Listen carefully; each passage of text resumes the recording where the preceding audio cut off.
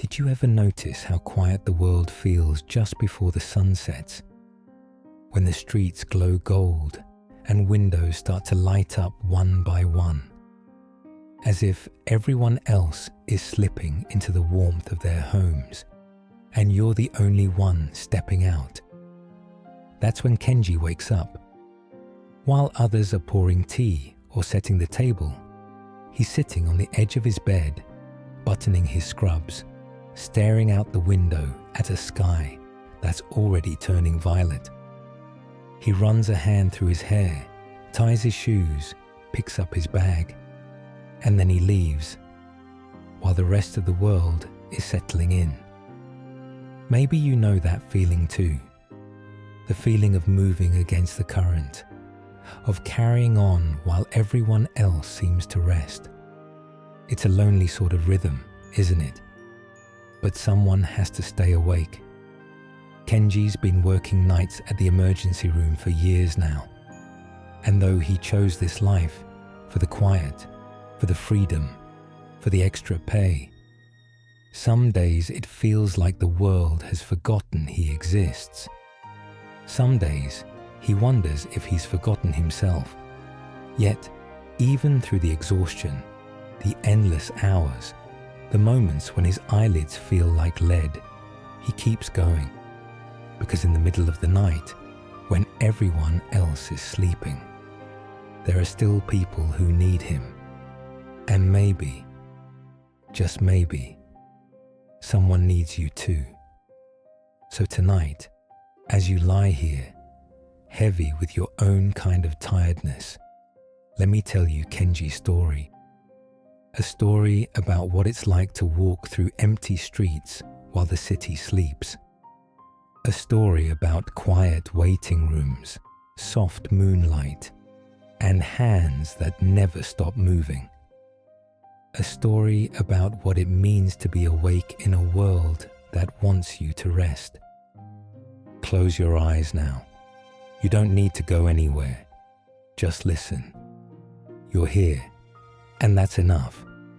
Tonight you'll walk with Kenji between night and morning. Chapter 1. The Walk to Work.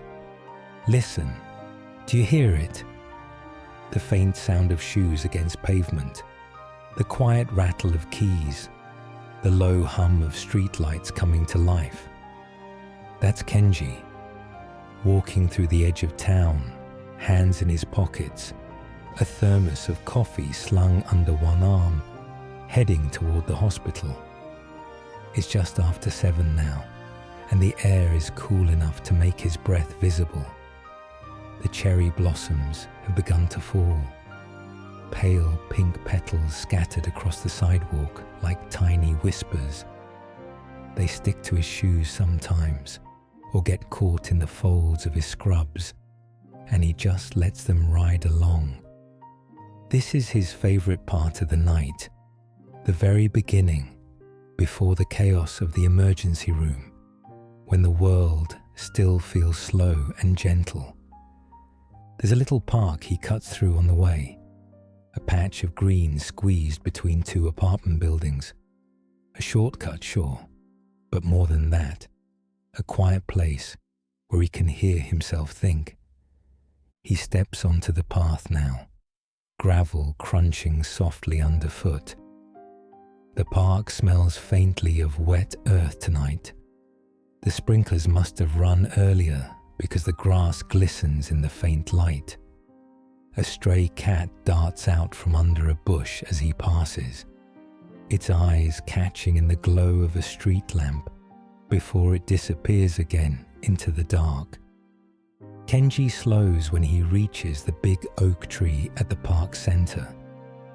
This tree has been here for as long as he can remember. Its trunk is wide enough that it would take 3 people holding hands to wrap around it, and its branches stretch so far they almost seem to touch the stars. When he was a boy, he used to climb it, sit up there with his friends, legs dangling, and talk about all the places they'd go someday. Some of them actually went to Tokyo, to America. chasing bigger dreams than this little town could hold. But Kenji stayed. He stayed because, well, someone had to. He reaches out now, resting his palm against the tree's bark. It's rough and cool beneath his fingers, grounding somehow. Sometimes he wonders what his younger self would think of him now, walking the same path, working nights, carrying other people's pain while letting his own settle quietly at the bottom of his chest. He doesn't stay long, just a breath. Then he keeps walking. The park empties out into a busier street, and the noise picks up. Cars rushing by, faint chatter from restaurants getting ready to close, the soft buzz of a vending machine humming against the wall. Kenji passes a little corner shop on the way. The owner, an elderly man with thick glasses, is just locking up, and he nods when he sees him. "Another long night?" the man calls. Kenji manages a smile. "Always," he says. He keeps moving. When he finally turns the corner, the hospital comes into view, tall and sterile, its windows glowing like watchful eyes. There's already an ambulance parked outside, its lights off, but its presence heavy. Kenji pauses for a moment, just at the edge of the driveway, and watches as a paramedic climbs down from the back and stretches. He's not ready yet, but then again, he never really is. He adjusts the strap of his bag, takes a sip of coffee from his thermos, and heads toward the glass doors. The emergency room is already alive. Through the doors, he can see the waiting area crowded with people. Some hunched over their phones, others pacing, others sitting very still with worry etched deep into their faces. As he steps inside, the familiar scent of antiseptic and faintly burnt coffee fills his lungs. The receptionist glances up and gives him a weary smile. "Evening, Kenji," she says. He nods. "Evening." The locker room is quiet, just the shuffle of fabric and the clink of metal as he puts his bag away. In the mirror above the sink, his reflection looks a little more hollow than last week, but his hands are steady. That's something at least. He pulls out his stethoscope, loops it around his neck, and breathes in deeply before stepping out onto the floor. Immediately, the sounds of the ER wrap around him. The beep of monitors, the faint cry of a baby somewhere down the hall, the clipped voice of a doctor giving instructions. A young nurse waves him over. "Kenji-san, we're full already," she says, pressing a clipboard into his hands. He glances down at the list. A middle-aged man with chest pains, a child with a high fever, a woman with a sprained ankle, and somewhere near the bottom, a quiet note. Possible overdose. Waiting for psych consult. The usual mix of quiet emergencies and loud desperation.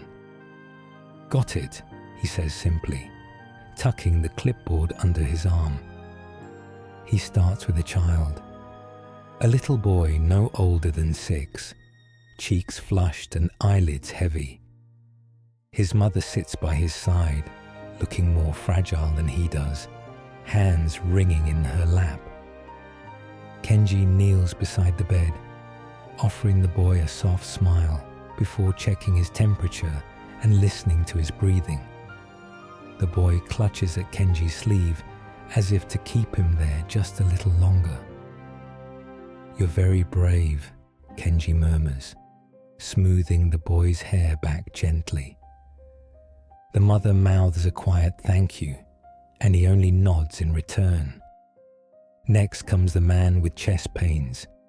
He's in his 40s, sweating, gripping the rails of his bed. Kenji checks his vitals. asks him questions, listens patiently even as the man swears under his breath and mutters about wanting to go home. He doesn't take it personally. They're all scared. Everyone who comes through those doors is scared, in their own way.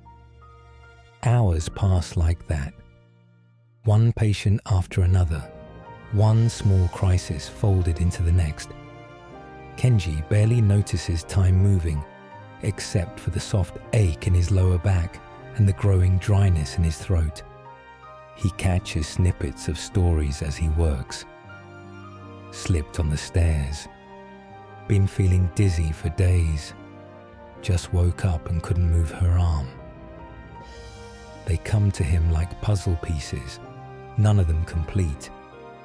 At some point, he steps outside for a moment. The ambulance bay is empty now, and the night air feels sharp and clean against his skin. He takes another sip from his thermos, lukewarm by now, and closes his eyes. Somewhere above him, the moon hangs low and heavy, pale light spilling over the parking lot. For just a moment, everything goes quiet, and Kenji breathes. He breathes and listens to the faint sound of his own heartbeat, steady and sure, reminding him that even now, even in the quiet between night and morning, he is still here.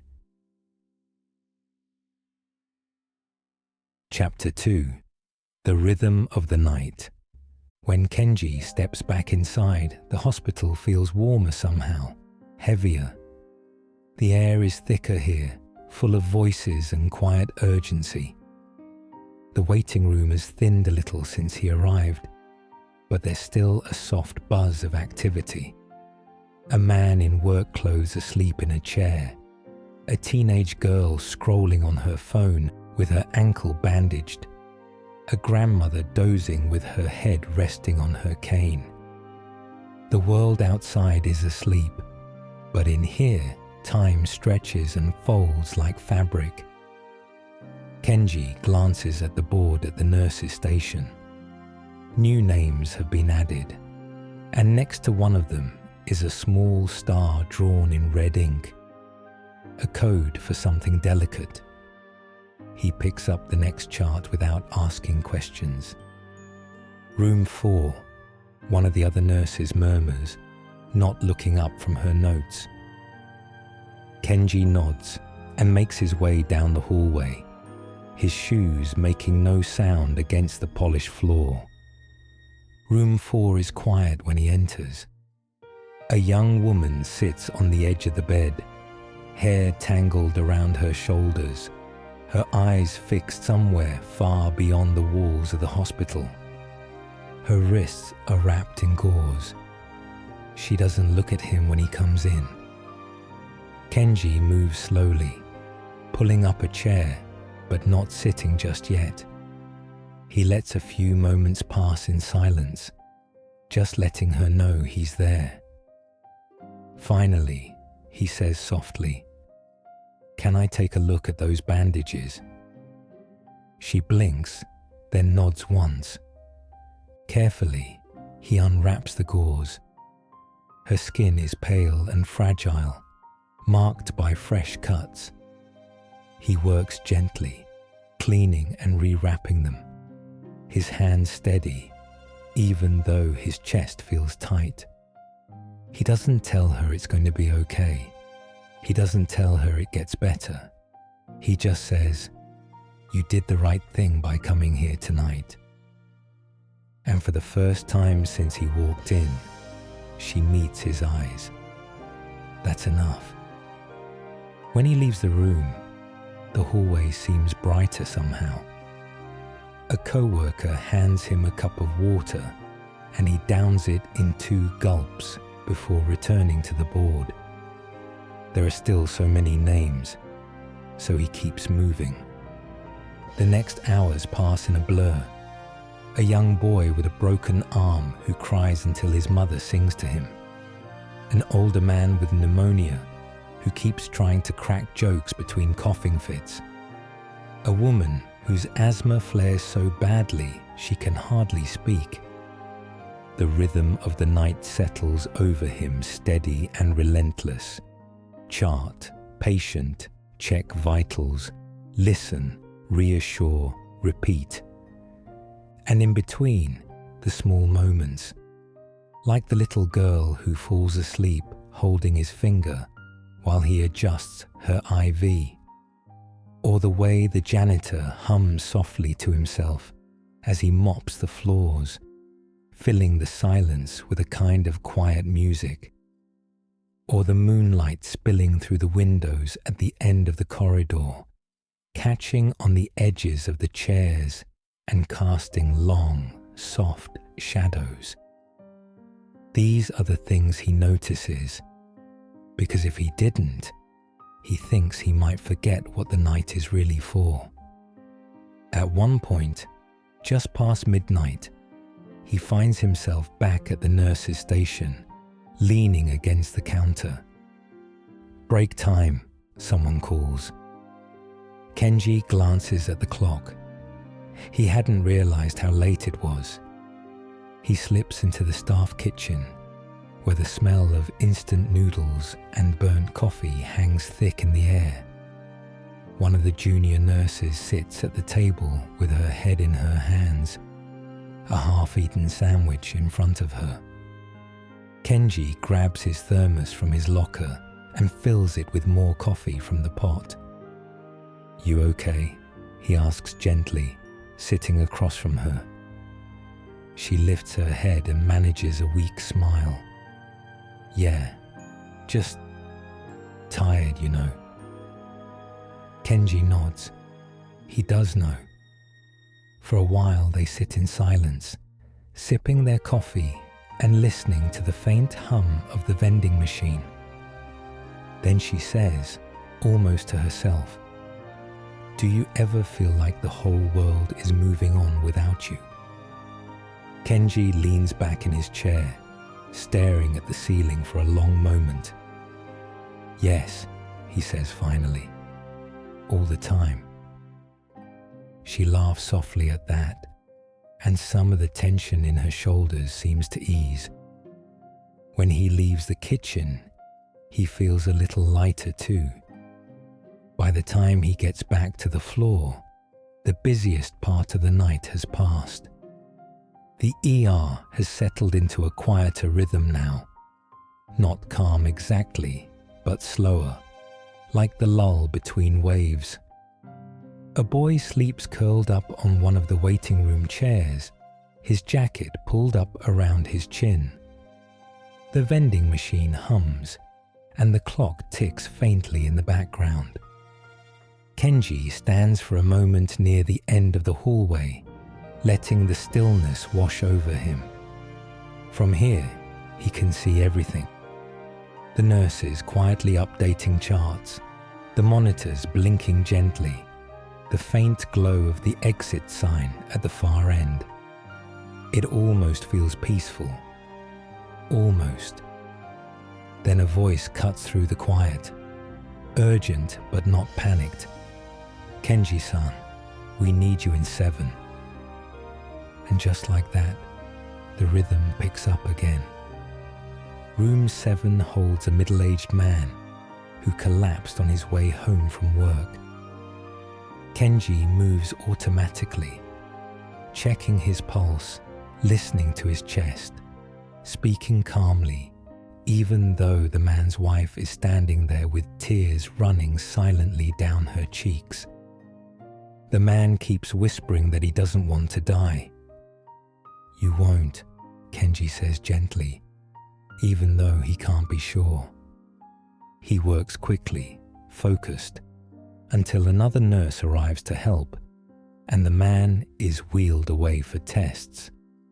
Kenji stands alone in the room for a moment after they leave, staring at the faint outline of the man's hand where it had gripped the sheet. Then he takes a breath and moves on. By now, it's after 3 a.m. The ER is quiet enough, that you can hear the buzz of the lights overhead. Kenji finishes updating the charts and leans against the wall at the far end of the hallway. Through the glass doors, he can see the city outside, still and dark, sprinkled with tiny pockets of light where windows are left on or signs flicker. It always strikes him then, in these hours, how strange it is to be awake when everyone else is dreaming.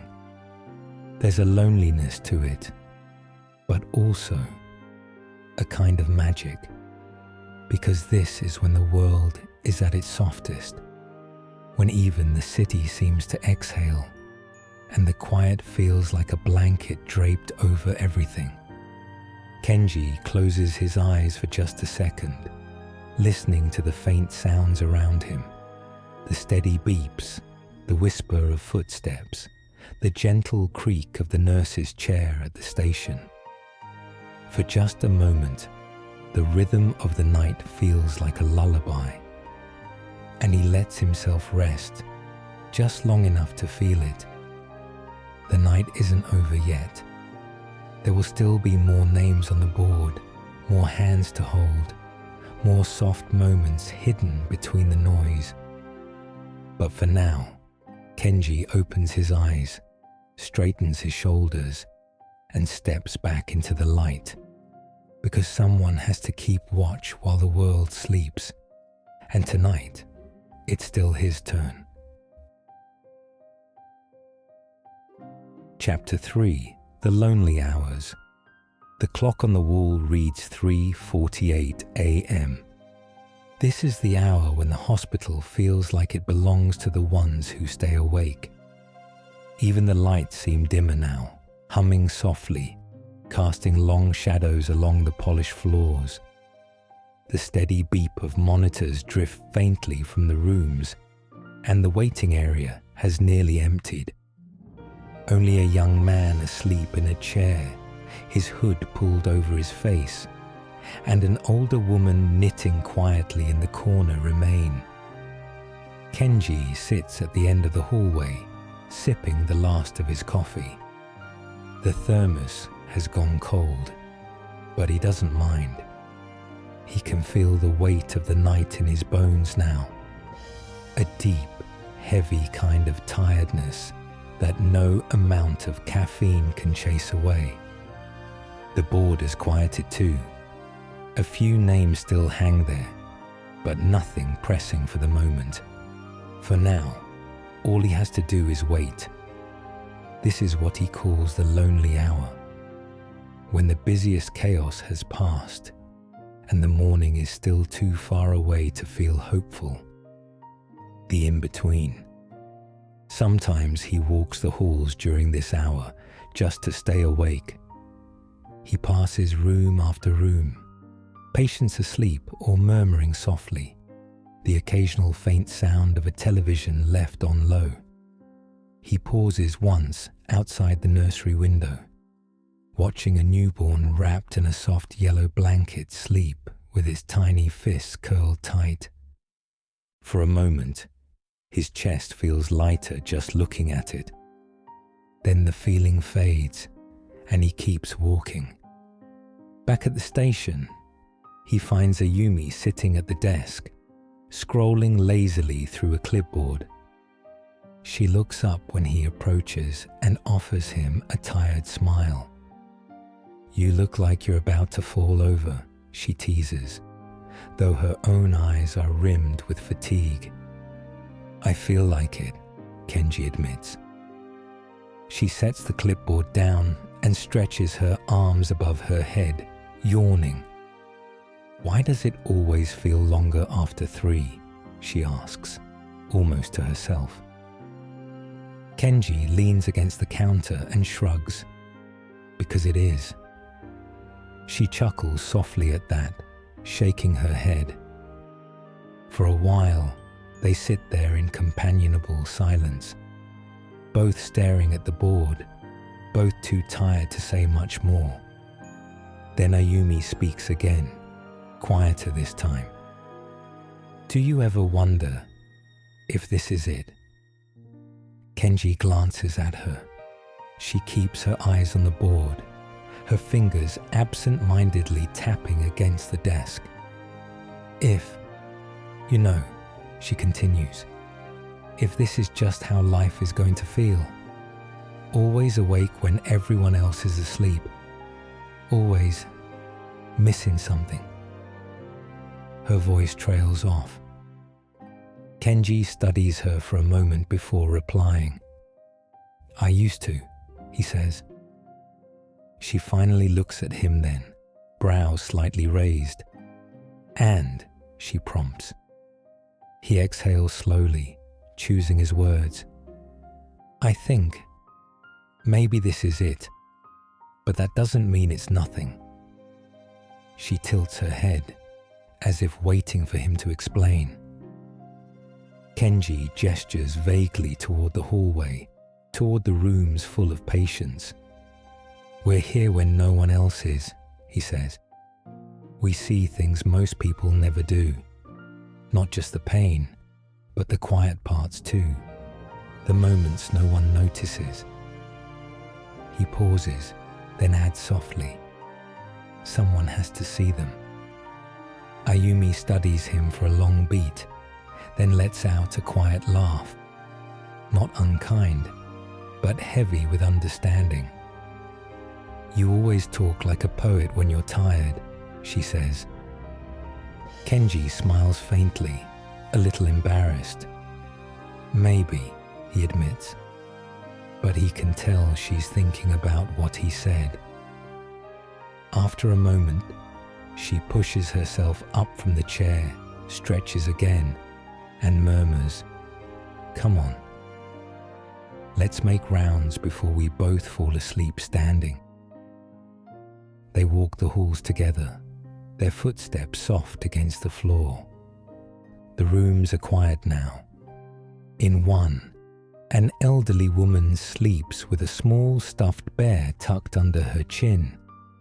In another, a teenager lies awake staring at the ceiling, but when he sees them pass, he closes his eyes and pretends to be asleep.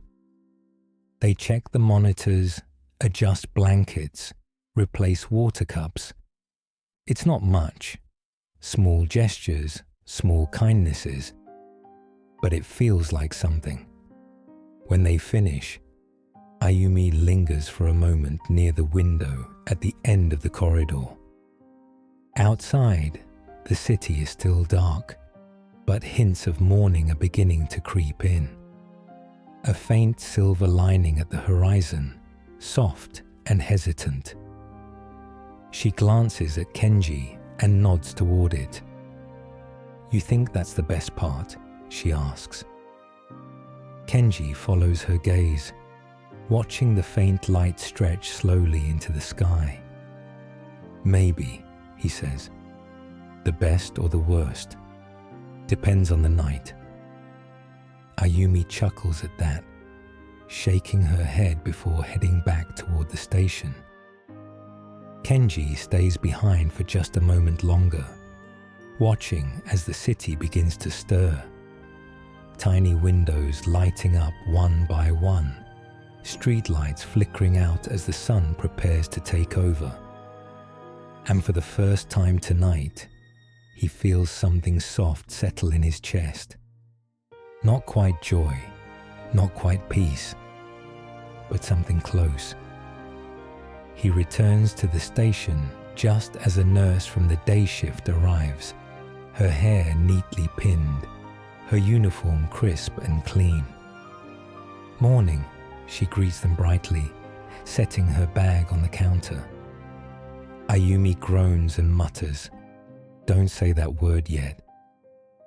The day nurse just laughs. Kenji signs off on a few last charts, tucks his pen into his pocket, and leans against the counter, watching as the day staff begin to trickle in, full of energy, ready to take over. It always feels strange, this part, handing the night over to someone else, watching them bustle around while he feels like a shadow slipping quietly out the back door. but it's also a relief, because it means he's made it through another one. At exactly 5:58 a.m., Kenji clocks out. The air outside feels different now, crisper, brighter, filled with the smell of morning. Birdsong echoes faintly from the park as he passes by, and the cherry blossoms look even softer in the early light, little petals scattered like snow along the path. He stops for a moment at the big oak tree, reaches out to rest his hand against its bark again. And this time, he doesn't feel quite so heavy. As he walks home, the streets begin to fill. People heading to work, children rubbing sleep from their eyes as they're herded towards school. He slips between them like a ghost, unnoticed but present. And that's okay, because someone has to see the night through to the end. Someone has to keep watch while the world dreams. And tonight, it was him. Chapter 4. The Breaking Point. Kenji thought he'd seen it all by now. Over the years, the emergency room had taught him how to steady his hands when a patient panicked, how to keep his voice calm when family members wept, how to swallow his own feelings and keep moving. But tonight feels different. It starts just before 4:30 a.m. The board is quiet. A few names, nothing critical. Kenji is leaning against the wall outside room 2, letting his eyes close for just a second when the doors slam open. A paramedic bursts in, pushing a stretcher, her voice sharp and clipped. Severe trauma, teen male, motorcycle accident, unresponsive. Kenji's body reacts before his mind catches up. He's moving, snapping on gloves, helping them steer the stretcher into an empty room.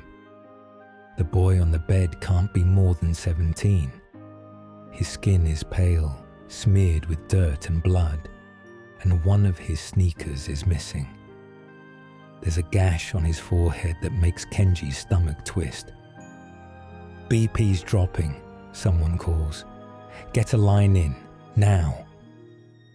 Kenji's hands move automatically, tubing, pressure bag, monitoring vitals.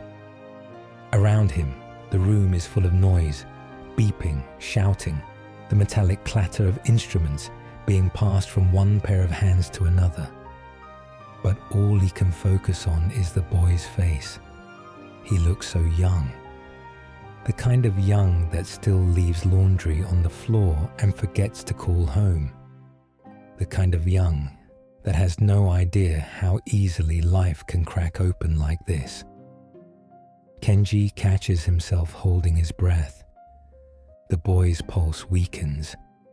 Kenji presses harder, calling for more fluids, but it feels like trying to hold water in his hands. No matter what they do, it keeps slipping away. And then, the flat line. That high, steady note that cuts through everything. The doctor takes over, calling for CPR. But in his chest, Kenji already knows. They work for several minutes, long enough that his arms ache and his lungs burn. But finally, the doctor shakes her head. Time of death, 4:41 a.m. Silence. Someone turns off the monitor.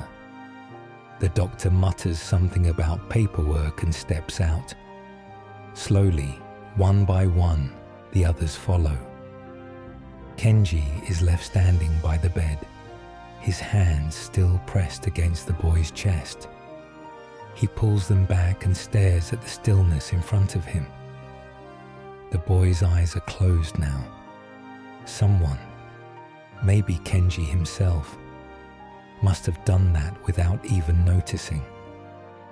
For a long moment, Kenji just stands there. When he finally steps out into the hallway, he feels hollow. His gloves feel too tight, and the noise of the hospital feels too loud. He peels the gloves off, drops them in the bin, and walks past the nurse's station without a word. No one stops him. Outside, the air is cold enough to sting his cheeks.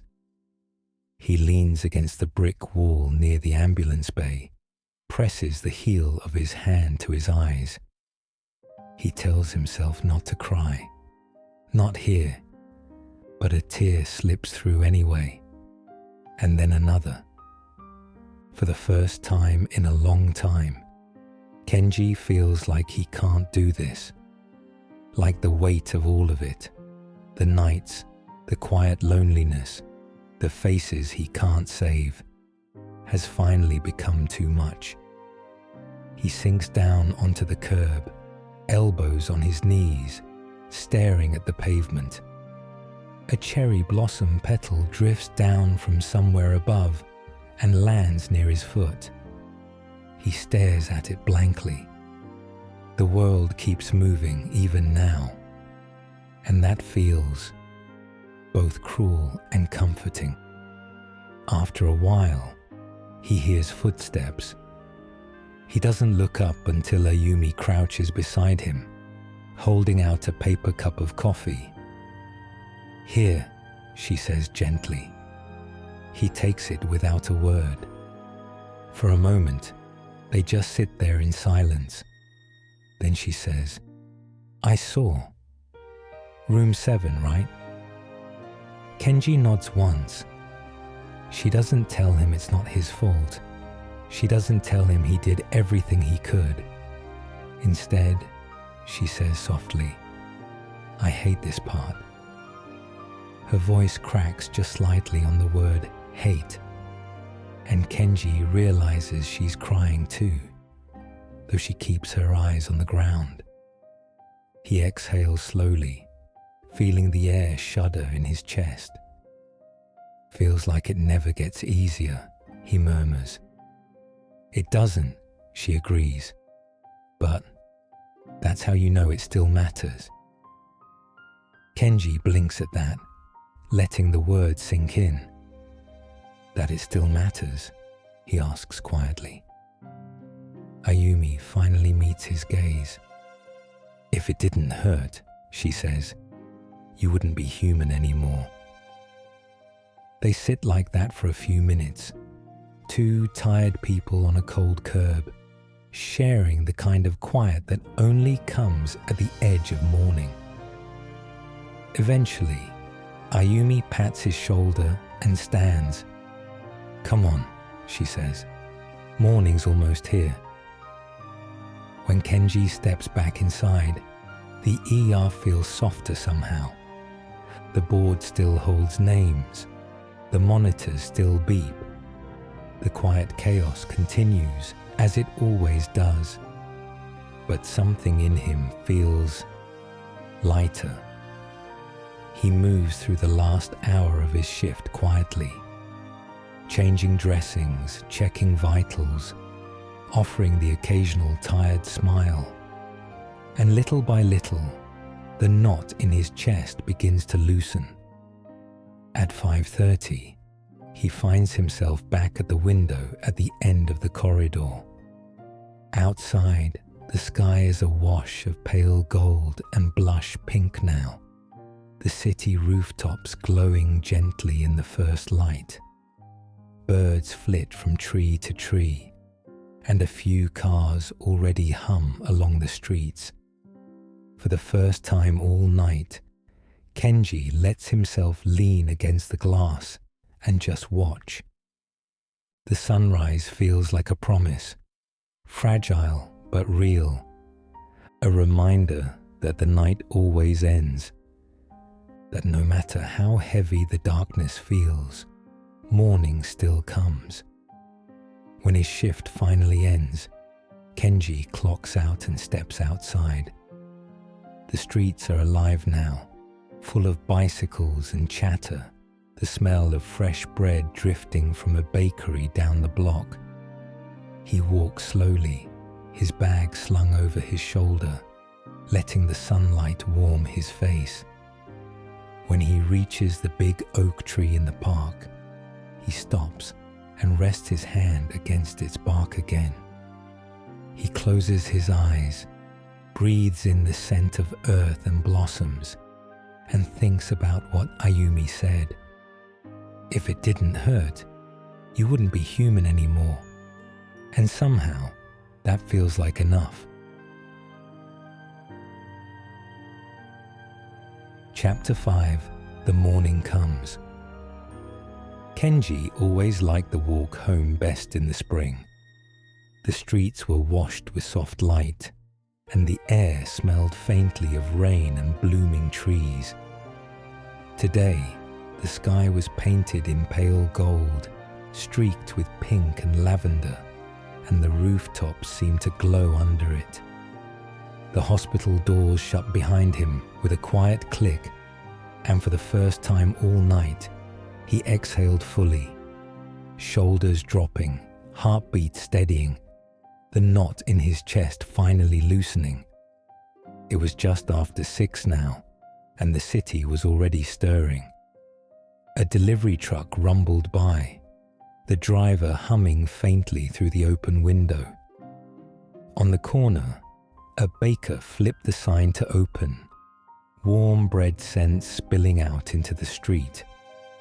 A little girl in a bright yellow raincoat tugged at her mother's hand, half asleep, but already clutching a school bag. Kenji moved through them like a shadow, quiet but present. No one noticed him. No one ever really did at this hour. And that was okay. He cut through the park as usual. The big oak tree stood there waiting, its branches catching the first rays of sunlight, leaves shimmering faintly with dew. A few stray petals from the cherry blossoms drifted down in the breeze, settling on the path and catching in his hair. Kenji stopped at the tree, resting his palm against the bark one more time. It felt alive under his skin, solid, steady, eternal in a way that he never quite felt himself. He let himself stand there for a while, just breathing, feeling the early morning chill on his cheeks and the faint warmth of the sun beginning to rise behind him. For a moment, he thought of the boy from earlier, the one they couldn't save, and of the girl with the bandaged wrists, and the little boy with the fever clutching his sleeve, and the grandmother sleeping with the stuffed bear, all of them still lingering somewhere in his chest, tucked between his ribs. It was strange, he thought. How many lives could fit inside you if you let them? When he finally moved on, the streets had grown brighter, busier. Shopkeepers sweeping their storefronts, cyclists weaving through traffic, school children kicking at stones as they walked. Kenji passed them all, unnoticed, but still somehow part of it. He wondered if any of them ever thought about the people who stayed awake to keep watch while they slept. Probably not, but that was okay too. At a corner, he stopped to buy a small bun from the bakery. The baker, a cheerful woman with flour dusting her apron, handed it over with a smile. "Long night?" she asked kindly. Kenji nodded faintly, too tired to find the words. She didn't seem to mind. "Get some rest," she said instead, and he murmured a quiet thank you before continuing on. By the time he reached his apartment building, the sun was fully up, casting warm light over the balconies and laundry lines. He climbed the stairs slowly, his body heavy with exhaustion, but his mind oddly calm. At his door, he paused, looking back down the stairwell, watching the light spill through the narrow window and paint golden shapes on the walls. Then he unlocked the door and stepped inside. The apartment smelled faintly of clean sheets and coffee grounds. He set his bag down in the corner, peeled off his scrubs, and let them fall into the laundry basket. In the mirror above the sink, he caught sight of himself. His hair messy, his eyes hollow, his skin pale under the morning light. But there was something else there too, something steady. He splashed water on his face and changed into a soft t-shirt and sweats, then collapsed onto the edge of the bed. For a moment, he just sat there, staring out the window. The sky outside was brilliant now, streaks of white clouds against blue, the branches of the cherry trees swaying gently in the breeze. The world was awake, and soon he would sleep. But not yet. Not just yet. Kenji lay back on the bed, pulling the blanket loosely over himself. He closed his eyes and let his mind drift back through the night. The patience, the quiet moments, the breaking point, and the morning that finally came. It all settled around him now like the faint weight of the blanket on his chest. And even though his body felt like lead, his heart felt full. There would be another night soon enough. Another board full of names. Another rhythm to fall into. Another morning to greet on tired feet. But that was okay, because someone had to keep watch while the world dreamed. And tomorrow, or the day after, it would be him again. For now, though, Kenji let the sound of the wind through the cherry trees and the faint hum of morning lull him into sleep. And the city moved on around him, alive, bright, and unaware of the quiet man who had carried its night on his shoulders. Good night, Kenji, and good night to you too.